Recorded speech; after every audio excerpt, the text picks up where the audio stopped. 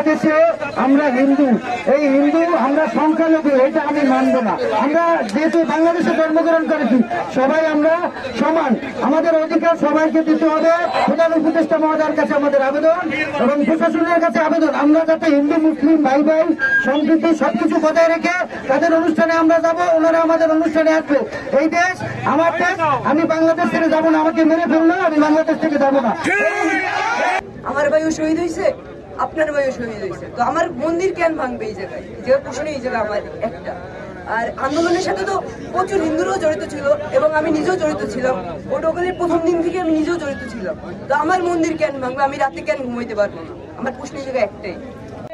আমরা আজকে এইখানে সবাই সমবেত হয়েছি আমাদের হিন্দু যে অধিকার, সেই অধিকার দাবির আন্দোলনে, হ্যাঁ, অধিকার রক্ষে। তো এই যে 5 তারিখের পরে যে আমরা কিন্তু কেউই শান্তিতে নেই, আমরা প্রতি হিন্দু মেয়েরা কিন্তু বেশি আতঙ্কিত। এই যে ডাকাতি হচ্ছে, তারপরে হিন্দুদের যে মন্দিরগুলো পড়িয়ে দেওয়া হচ্ছে, কেন হচ্ছে এগুলো? আমরা কি মানে শহীদদের ভিতর কি আমাদের কোনো হিন্দু ভাই বোন নেই? আর যে এই যে আন্দোলন হয়েছে, কোটা আন্দোলন, এদের ভিতরে কি হিন্দু কেউ ছিল না?